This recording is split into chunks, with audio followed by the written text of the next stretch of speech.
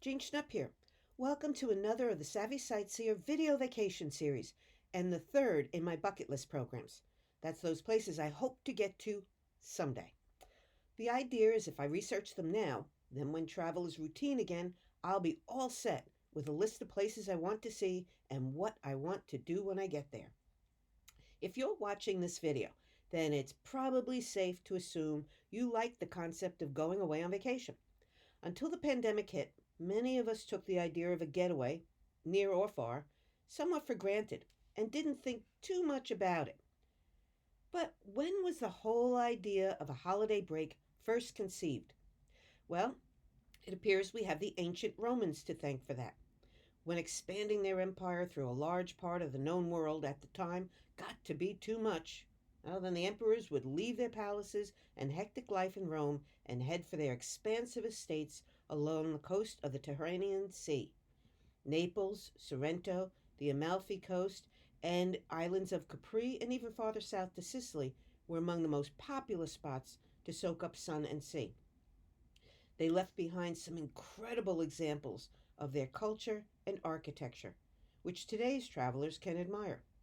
Although the ancient Romans would not recognize much, the good news is that this region of Italy is still a marvelous destination for vacationers looking for phenomenal views, food, and culture. Given the diversity of invasions and ruling parties over thousands of years, it's not just Roman influences that are reflected across the region. There's also prominent Greek, Spanish, French, North African, Arab, and Turkish cultures represented. So let's make like old-time emperors and head for the sunny southwestern part of Italy. During the Dark Ages, vacationing took a back seat to other demands of the day. But by the time the Renaissance was in full swing, European thinkers, writers, and artists began to look back and celebrate the art and culture of ancient Greece and Rome, which in turn eventually led to again expanding horizons. And in the 18th century, the so-called Grand Tour became a rite of passage for the sons of wealthy Northern European aristocrats. Their travels over the course of sometimes years would be the culmination of their formal education as they absorbed the art, culture, and language of Renaissance centers and the remains of classical civilizations. The idea was that they would come back refined gentlemen, ready to take their places in the hierarchy of their homelands. You can follow in their path on a mini grand tour of your own by starting out in the lovely Italian town of Sorrento, considered a gateway city to the ever-popular and wonderfully scenic Amalfi Coast. Like so many jumping-off cities, sadly Sorrento is too often overlooked as a destination in itself. But it's ideally located to be a home base for so much the region has to offer. It is a lovely old town, seemingly clinging to a cliffside some 24 miles south of the more urban Naples. You'd be in good company to settle a while in this seaside town, a favorite of distinguished writers, philosophers, and composers who fueled their creative souls here, including Byron, Keats, Scott, Dickens, Goethe, Wagner, Ibsen, and even Nietzsche. The name Sorrento goes back to its days as part of the Greek Empire thousands of years ago. In the story of Odysseus, the Ithaca ruler's epic journey was memorialized by the poet Homer. Legend has it that here, off the coast of Sorrento, the name of which comes from the Greek word for sirens, there lived tantalizing sea nymphs, or sirens, who lured sailors to their death with their mesmerizing and bewitching songs. Odysseus outwitted them and survived the journey to tell his tale. Lying off the coast is the Isle of Capri and its world-famous Blue Grotto, the primary goal of visitors to Sorrento. The unique cave housed a shrine to a water nymph back in 30 AD, which was put there by Emperor Tiberius, according to scholars. Part of the landing stage carved near the opening is still visible. One of the lures of the grotto is the challenge of getting to it. The tide, weather, and water conditions must be just right. Even still, visitors have to stretch back in their rowboat to clear the little more than 3-foot high opening. But any angst is well rewarded once inside. Through the magic of natural forces, the way the light enters the cave and is reflected off the limestone seafloor creates a vivid blue effect across about 60 yards inside. On the eastern side of the island is a lesser known cave, the Grotto Bianca, or White. It gets its name from the white stalactites, calcium tapers that hang down from the roof of the cave, and the white layers of chalky material that coats its sides. The grotto consists of two caves. The lower one is the more accessible and is about 20 feet, 24 feet at its widest. One of the calcium deposits is said to resemble the Virgin Mary in prayer. I'm going to let you decide that one for yourself. Another cave on the small island has yet a different story. That's the Green Grotto, where the water glows, well, more greenish. It was popular among the pirate set, who used it during the 1500s to launch surprise attacks against passing ships. It was known for centuries as the Cave of the Turks. In addition to taking in the scenic wonders of a region, I also like to learn about crafts that are unique to locals. And in Sorrento, part of that legacy is the artistry of inlaid wood. This is the top of a jewelry box that, despite being used continuously and sitting on my dresser for the last 50 years, you can see the fine work has stood the test of time. I bought it in Sorrento when I was there on a half-day tour, during which I got to see very little of the town, but enough to find this gem. To fully appreciate the talent behind such exquisite handiwork, a visit to the Sorrento Wood Inlay Museum is a real eye-opener. I won't try to pronounce the Italian name for it, but here it is. In 1999, a local artist opened the museum and a workshop in an historic 18th century palace. His goal was to preserve and promote the important tradition of wood inlay, a specialty of Sorrento dating back as early as the 16th century.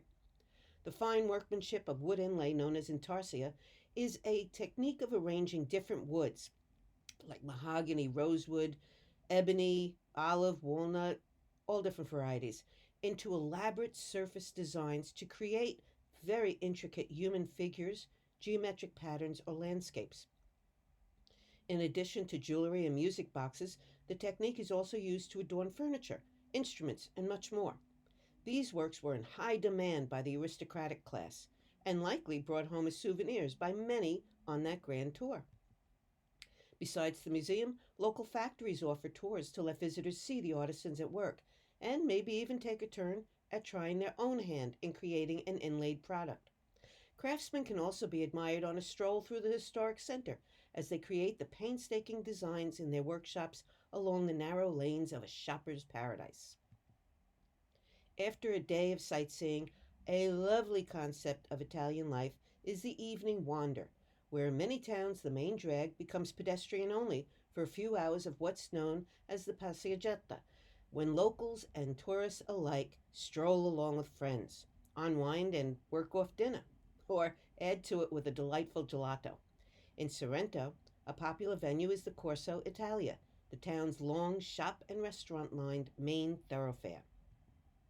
Along the way, walkers can pass through the spacious Piazza Tasso, a square named for a favorite Italian poet.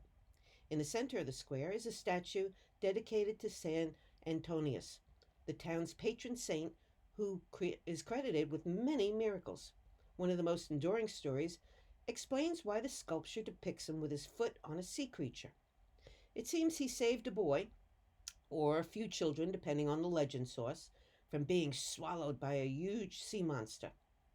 He's also credited with saving the whole town during World War II, which explains why it was neighboring Naples instead that was so heavily bombed, suffering over 200 airstrikes.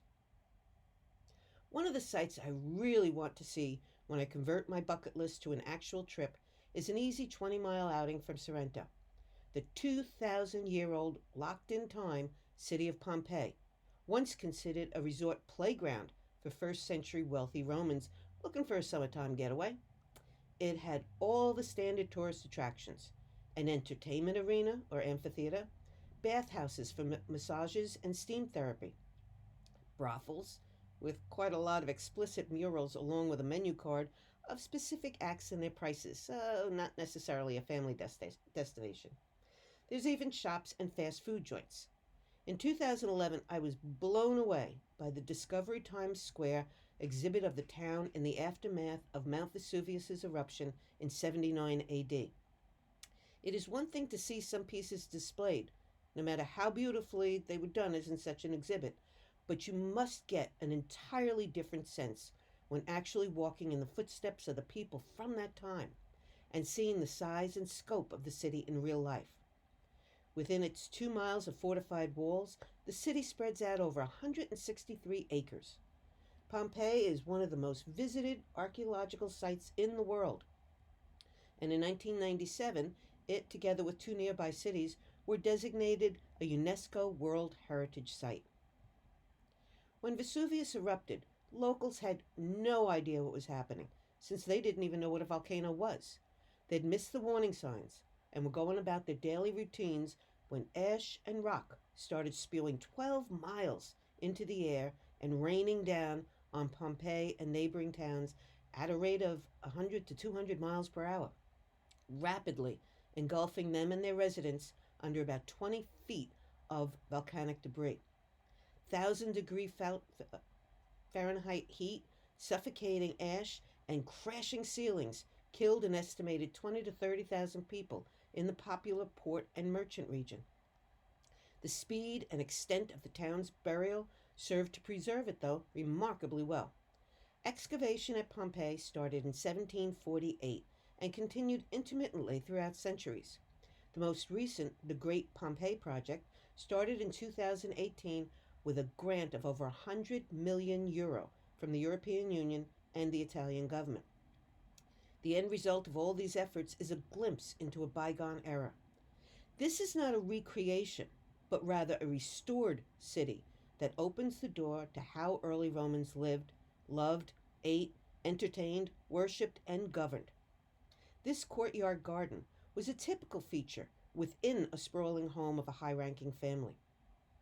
The open-air atrium has frescoes with scenes from the Iliad and the Odyssey. In the basement of the house, a box was found with 118 pieces of silverware, which, like many of the more important pieces, is now on display at the National Archaeological Museum of Naples.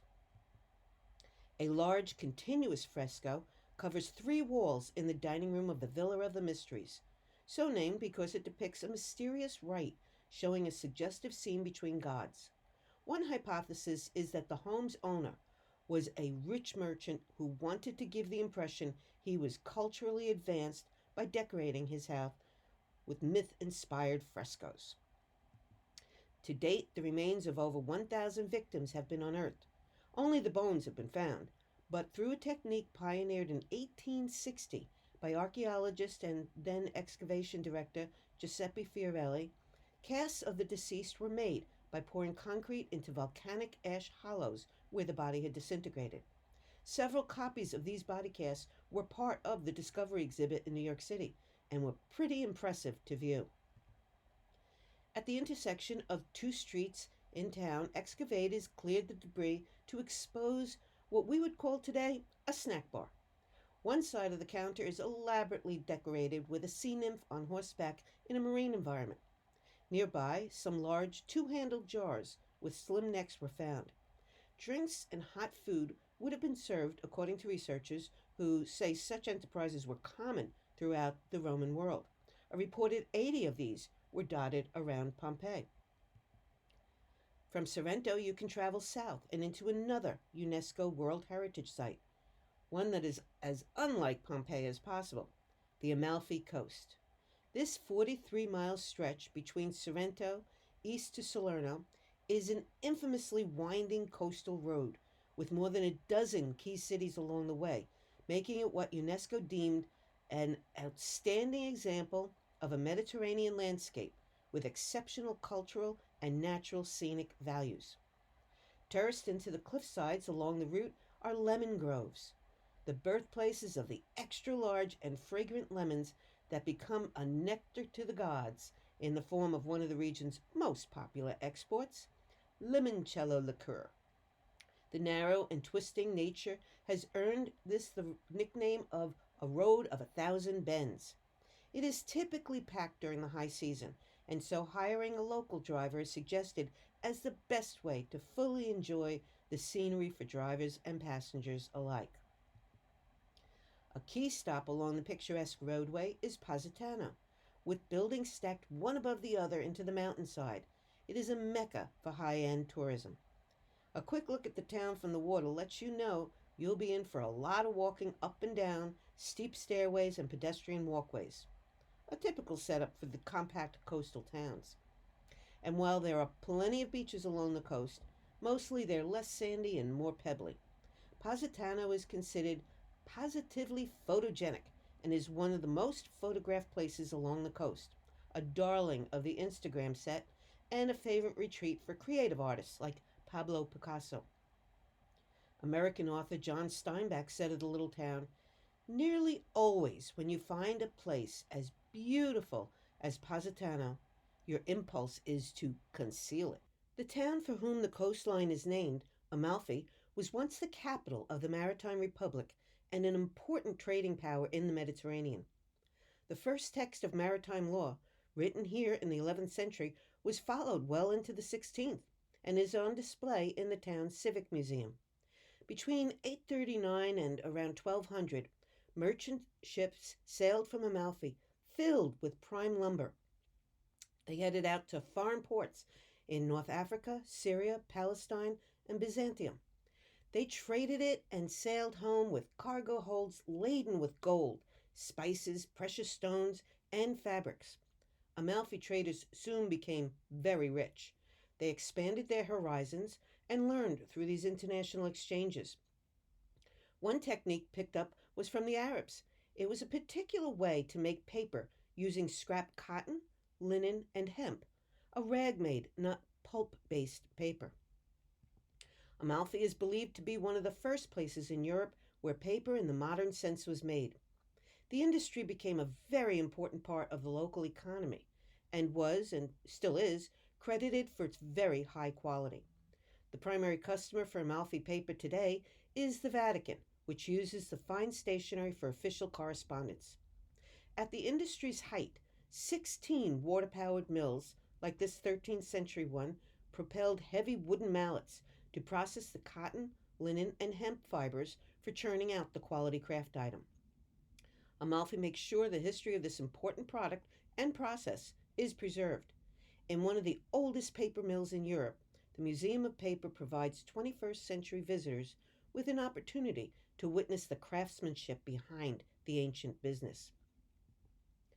When Richard Wagner, the famous German composer, visited the hilltop city of Revello on the Amalfi Coast in 1880, he was so impressed that he finally finished writing the second act of Parsifal, an operatic search for the Holy Grail that he had been working on for over 2 decades. In the luscious gardens of Villa Ruffalo, built by a wealthy merchant family in the 13th century, he discovered what he would use as a model for the magic garden of his evil character Klingzor. The town has drawn and inspired other artists from all genres. Writer D.H. Lawrence hatched the plot of Lady Chatterley's Lover here. Other authors to stop by over the years were Virginia Woolf, E.M. Forster, and Gore Vidal, who stayed so long he became an honorary citizen. Musicians Arturo Toscanini and Leonard Bernstein found muses in the town. Actors Greta Garbo, Woody Harrelson, and Pierce Brosnan found the place stunning. During World War II, General Dwight Eisenhower worked out military strategy in a local hotel. Britain's Winston Churchill made a post-war visit to the town, and during John F. Kennedy's presidency, his wife Jackie and her family took a 2-week vacation overlooking the coast. Travel south across the Tyrrhenian Sea and you come to Sicily, just off the toe of Italy's imaginary boot. Its sites run the gamut of all the civilizations that have ruled the island: African, Arab, Greek, Spanish, Austrian, French, Turk, even the British and Vikings at different times. With the Mediterranean lapping its western and southern shores, Sicily is considered the largest island in the Mediterranean Sea. In Sicily's capital, the coastal town of Palermo, some traditions continue as they have for years. Likened to an authentic doorway into the past, The town's open air street markets are lively places. If you really want a taste of local cuisine, then one of these is the place to go. The animated banter between shoppers and vendors is all part of the experience. And you certainly won't come away hungry. You might even score some fresh garlic off the roof of some guy's car. When General George S. Patton rolled into town at the head of the U.S. 7th Army in 1943, they truly received a hero's welcome by grateful townspeople happy to be free of Mussolini. For his headquarters, Patton selected the old Norman fortress, or the Royal Palace, for his headquarters. As with so much in the region, the palace has a mixed heritage. It started out in the 9th century as an Arab palace, then was converted in the 11th by the Normans for their seat of power. Although it is not a royal residence, it is still the house of government today and is where the Sicilian legislature meets in rooms adjacent to the public museum. With an absolutely incredible view nearly 2,500 feet above the northern port of Trapani, the Castle of Venus at Erice is the 12th century citadel, also a throwback to Norman times. But actually, the location's heritage has even deeper roots. The fortress and walled village is built over the Temple of Venus, where ancient Phoenicians and Greeks came to worship the goddess of love and ask for her blessing for safety at sea. You have to venture inland for a not to be missed find, a villa UNESCO has lauded as one of the most luxurious of its kind. The richness and quality of the mosaics that decorate almost every room was cited as a key factor when the organization added it to the list of World Heritage Sites in 1997. Originally the property of a powerful Roman family, this country home in the town of Piazza Armerina dates back to the 4th century AD. It is a vacation home to beat all vacation homes. In the 12th century, the villa was buried by a landslide, which, like the ash in Pompeii, preserved the fabulous works of art inside. Extensive excavations in the 20th century revealed the most thorough collection of Roman mosaics in its original location ever discovered. It's a massive home with over 50 rooms, signifying the owner was extraordinarily wealthy and important, possibly a co-emperor. From this viewpoint, you might be doubting anything spectacular is here. But these are just the structures modern restorers have built to replace the original roofs destroyed in the landslide, and they needed these to protect the internal rooms. Much more impressive is this digital visualization of how the complex's monumental entrance looked in the 4th century. With a preponderance of hunting scenes played out across floors and walls, it is speculated the palace was a mere hunting lodge. These mosaics are stunningly vibrant in color and detail. A mosaic is created by artfully piecing together bits of glass, tiny pieces of gemstones, gold, possibly ceramic, into a plaster or mortar base. It is painstaking work and is considered one of the finest art forms to survive from ancient times. Ancient Romans were all about leisure and sports, and especially enjoyed spa-type facilities. One of the most popular mosaics is the Room of the 10 Maidens, dubbed by some as the Bikini Girls. The women are engaged in a variety of gymnastics and competitive sports. The villa had an extensive communal bath setup. One room started the process of warming the body through a Roman engineering feat of a double floor heating system. Then the bathers would move along to a sauna type room before entering the massage area and then shutting down the open pores in the frigidarium or cold room where they'd get doused with icy water. There's also what appeared to be an indoor running track oval as part of the gymnasium. One scene stretching over a 200-foot long floor in a corridor seems to depict rounding up animals to ship back to Rome. The mosaic includes ferocious ones like lions, which would later appear in deadly battles between man and beast to provide entertainment at the city amphitheater. There were also some oddities brought aboard that would have been alien to northern Italians, who could then marvel at the rhinoceros and other exotic creatures at a circus. Collectively, these different species also reminded visitors of just how far reaching the vast Roman Empire was at that time. I hope you've enjoyed your mini grand tour. Remember, there's so much to see in this region, we only just barely scratched the surface. And you could easily find plenty more to do and add to your to do list in southwestern Italy. I like to end all of my programs with the words of Dr. Seuss. Sometimes you don't appreciate the moment until it becomes a memory. And I like to add to that, always remember to celebrate the moments and treasure the memories. If you have any questions about this program, email me or use the contact page on my website. Of course, I also invite you to visit my website to see any of the European destinations I have already visited. When libraries are again offering in person presentations, you can check my programs tab to see where I'll be. And don't forget to visit your library site for more video vacations by Savvy Sightseer. And see where in the world I'll travel to next as my bucket list continues to grow. Buon viaggio!